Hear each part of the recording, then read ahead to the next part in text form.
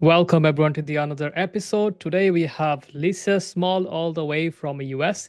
So she is an accomplished leader with multidisciplinary industry experience spanning startup to global 10 billion plus corporations. So she specializes in building high performance teams, instilling core discipline and excellence into company culture. Lisa Small co-founded Habitual Growth with the mission of assisting ambitious, driven and motivated individuals in gaining momentum in their lives. So the habitual growth is a platform is leading tool for understanding behavior, maintaining daily consistency, and fostering resilient mindset to achieve goals. So serving as a bridge from the present to envisioned. So future habitual growth guides individuals towards their goals. And in this episode, we're going to learn more about Lisa's journey, how she built the company, how she coaching and consulting her clients, and also we're going to touch base on the topic we have in our hand, leading by an example, like how you elevating your habits, how you can show up as a right person so you can elevate your teams up and their morals and give them the vision for the future. So without further ado, let's welcome Lisa to the show. Welcome Lisa to the show. How are you doing today? Thank you. I'm doing amazing and I'm so happy to be here. Thank you for this. Yeah, you're very welcome. And I'm excited to have the conversation with you. And I appreciate your time coming to the show. And I know like you have a busy schedule in the Monday morning for you probably. And I have a Monday It afternoon is. here in the UK. Monday morning, bright and early. Yeah. So I appreciate your time coming to this show and yeah, like educating and our listeners today and probably inspiring them with your journey and the story and also by your teachings. So walk me through before we jump into that topic we have in our hand. How did you come up with the idea of like incorporating your company right now, like a habitual growth? I think like you co-founded, right? Yes, I co-founded Habitual Growth with my brother, which is kind of an odd combination in the business world.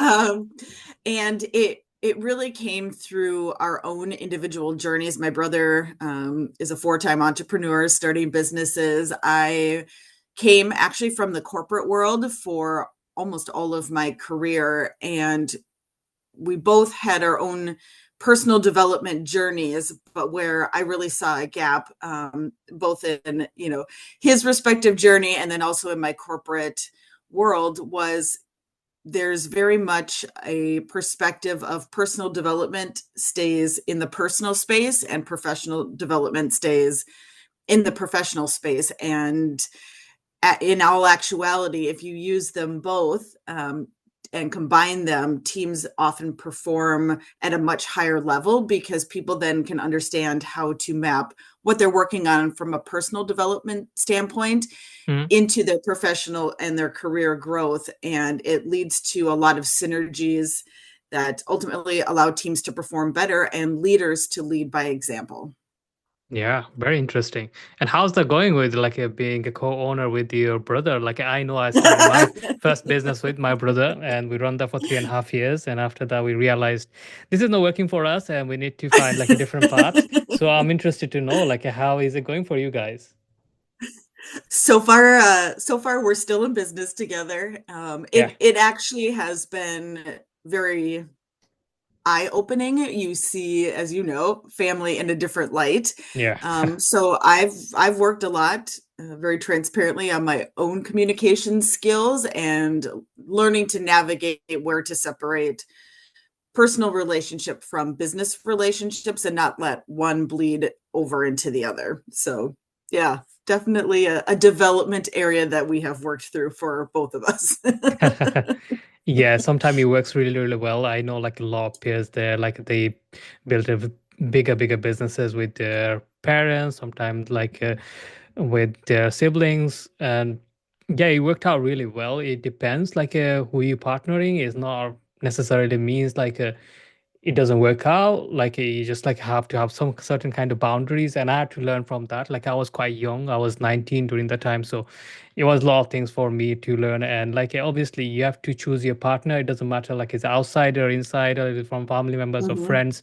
Always you have to know who you're getting in the business with the first place, not going towards the emotion. Hey, like I should hire my friend over here, my partner here, or my brother here. Like then it just get complicated. You need to see like is there are they going to help you to grow or not? So that is important. It's working well for you. That's great. And yeah, continuously Yeah. do your growth, which is, yeah.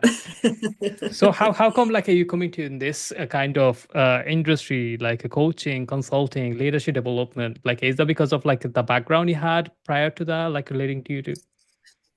Some of it is background. I would say there's two big reasons. One, I'm very passionate about people leadership and helping people to realize their strengths in a way that they can deploy them and feel empowered to use them. And then there's the other side of that where I saw a lot of people leading through words instead of leading by example. And I think it's so important as entrepreneurs and people leaders to lead first through action, followed by words, and not the other way around. And in my corporate career, I've seen leaders do that very well.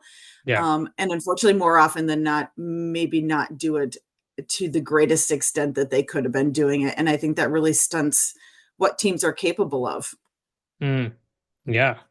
That totally makes sense. And obviously, leadership is really a topic like where we don't see that often when it comes down to in UK much compared to I think like in the US more about leadership and development wise like because there is like a handful of companies like you can see like going significantly big and they're growing and they recently started to grow last 4 or 5 years like they're growing and I see like a lot of entrepreneurs in my town they don't want to grow that much like I'm a come from a marketing consulting side of it I speak to so Mhm. many of them like when it's come down to coaching investing on their leadership team or developing side or like a marketing or growing they see it as an expense rather than as an investment and they get more about like comfortable where they are not thinking Mhm. about future growth or how future is going to be pan out not like that kind of a visionary I think it doesn't mean like we don't have a visionaries we have a greater sense of it but we get to more comfortable compared to like in the US market or like a China or India so, yeah, just tell me more about that. Like when you work with them kind of leaders, and when you mention about leading by an example, what does it mean by leading by an example? Is it like the work you explain to them, or like how you show up to the workplace, how you have your mindset, how you lead the team? Like where we are referring when I'm leading by an example? I mean all of those things. I think in a lot of business, especially in new businesses or smaller teams that are just getting going, there's an incredible focus, as there needs to be, on work translated directly to revenue. Mhm. And that lasts for a period of time where you can get by as a team or as a business, just focusing on the output that's directly related to revenue growth. Then comes behind it, if you're going to continue to scale, is to put into place the standards and the holistic view of the team and the culture that you need to be able to scale. And that's where we focus, where now you're not only investing in just immediate realization of revenue growth, you are coupling that with an investment in long-term growth in culture and people. And the reason that's so important is because you can only motivate people through business revenue for so long. And after that, we all have a selfish view sometimes or a perspective of what's in it for me. And people want to be a part of something that not only they feel passionate about and feel like they're getting something from, but also how is this benefiting me in the vision I have for my life. Yeah. And that's the coaching that comes in, is helping especially younger entrepreneurs or younger teams go, okay, we need to now step back and take a perspective of where we want our culture and our people to be in 5 or 10 years, and where do we need to invest and start leading by example. And oftentimes that's taking care of ourselves mentally. Are we building the emotional and mental resilience within our teams to handle unforeseen challenges? Are we taking care of our health and fitness? That seems to be a really, really hard thing Mm. for people to, one, be able to commit to and feel okay sharing in the workplace? And then also just what other skills do I not have at this current moment that are going to benefit not only myself, but my team in the future? So thinking about the way that business is evolving and the skills that you're going to need to develop, not only within yourself, but within your team to be able to meet challenges and growth in the future to the greatest possible extent. And then behind that is having the right conversations about that, because you'll get people on your team or in your business that are super excited about XYZ area. And that's not actually where you need them to be, because you see different skills and strengths within them that are actually going to couple with others in your team that are going to be the most productive and efficient areas. And so it's the coaching and the consulting that we do is looking at big strategic vision picture of growth, not only from a business perspective, but from an employee perspective. So you don't get the churn that a lot of companies face when it comes to times of accelerated growth within the business, because Yeah. you want people to be invested not only in themselves, but in the vision of the business. Yeah, totally. And when we are like working with people under us, like employees, the executives, and people, probably vendors and things like that, what is the Mhm. most effective way, like lead them? I know, like we know how to manage them. Like being a manager is so easier, but being an effective leader is like quite hard because you have to Mhm. get your hands dirty all the time. Like you don't wanna just like being sitting in your office and looking at your views all the time and just telling people what to do, right? So That's right. there is a more to it. So how do you help people with like being a more effective leader in their craft? Like what is the main strategies you guys use? First and foremost, what are the non-negotiables? So after you work through that kind of strategic vision, whether it's from a team or a business perspective, what then becomes the non-negotiables that I can commit to holding myself to along with the members of my team? And then it's having the conversations around, hey, we have operated in this way for a period of time, and here's what's going to be needed to get us to the next level. And this is where the action becomes more important than the words, because a lot of business owners and people leaders say a lot of great things that sound nice. And Yeah. it's all the right things that we think we should say. And yet we fail to demonstrate or provide visual transparency to those actions that we are now as leaders following through on what we've committed to do, because people will watch you first. And then they will decide, is this something that I can buy into because I've seen it, my leader do this through their example, not just their words. Yeah. And oftentimes, like we see when we are working with them individuals as a leader, like we try to see on a micromanagement a lot of times, and we feel like we are leading them, but actually is like more about like managing them as a micromanager. Mm-hmm. But we don't see that. It's just like get blind spotted because we think, especially with those people that are starting their own business, sometimes like they want to hire some kind of CFO or some kind of new members in their team, and because Mm-hmm. they started their business is a startup phase probably, or like even though they've been doing it for 5-10 years now, they see like if the person like take care of a whole thing, like they're gonna mess it up and I don't know how to trust with them.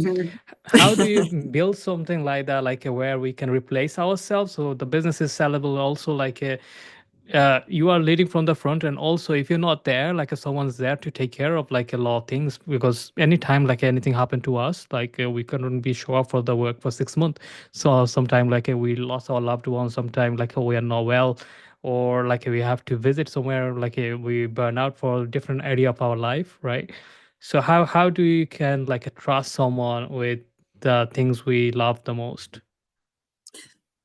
So I try, and you're absolutely right. There are times that things happen that are completely outside your control, and the point of the business growth, right, is so that you can bring people in that are smarter, have different skills, better skills than you, to allow you to then delegate and grow the business in a different way. And where I see a lot of entrepreneurs get tripped up as they are growing their teams is exactly what you said.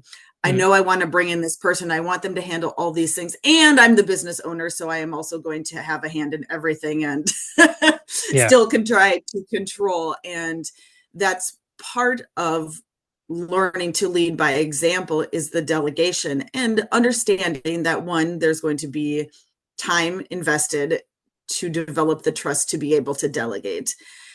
And then two is a lot of conversations that we have are around, you think you want this person to come in this capacity.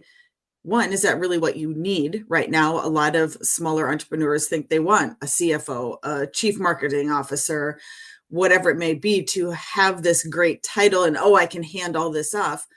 Well, actually, you might not need someone at that level. Maybe you want to start a little bit younger in experience and allow someone to grow with you so that trust forms, so that you delegate and build trust back with them.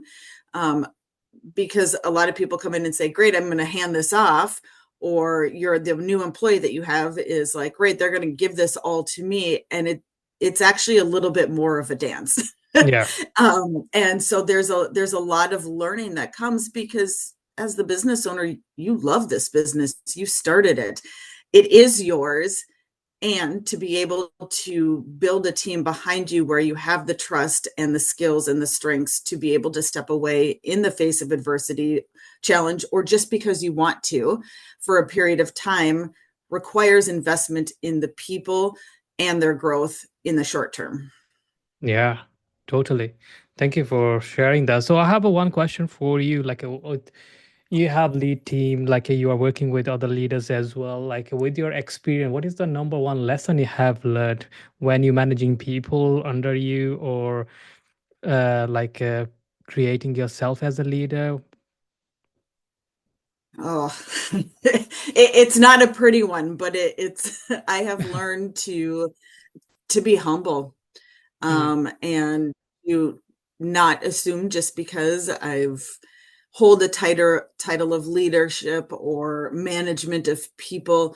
Um, I often have underestimated what people are capable of. And so when we were just talking about learning to delegate and find people's strengths, that comes from my own experience too. And if you give people the ability to show what they're capable of doing and to help them find their strengths and utilize them, yeah, man, it makes a big difference. And so, I'm wrong. And, I didn't think you could do that. And you did. Mentality goes a long way. People will surprise you if you give them the opportunity to really do what they're capable of doing. yeah. Oh, that's great. So we have like a last question for you before we wrap up here. If you want to give one advice to people who's listening today and they want to improve their leadership and they want to show up better as a leader, what is the advice going to be? The advice is going to be spend some time tracking it, the words that you're using, that things that you say you're going to do, along with what you're actually doing, because there is often a major disconnect. And that's the behavioral awareness part that we use at Habitual Growth is, am I actually doing the things the way that I say that I'm doing them? And am I holding the standard that I'm setting for myself and my team? And more often than not, the answer that comes from the data is no. And that's where you can start to really pinpoint areas and opportunities for growth, not only within yourself as a leader or as a business owner, but also for your teams. Yeah, that's great. So, Lisa, thank you so much for sharing your valuable lesson with our listeners today. I appreciate your time coming to the show. So, if anyone wants to learn more about yourself or your businesses, where's the best place to find you? Yeah, thank you. You can find us at habitualgrowth.com. Check out our website. We're also on all the major social media platforms. And if you send us a message, we will get back to you. All right, that's great. Thank you so much for your time. I wish you very best of luck with everything you do. And thank you so much for coming to the show.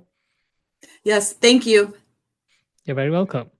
So that's a wrap, guys. Thank you so much for listening to this podcast episode with Lisa Small. I hope you enjoyed our conversation. If anyone wants to learn more about her, you can visit her website, and I'm going to give all of the social links as well on the description for you to find it easily. Until then, I talk to you next episode. So take care.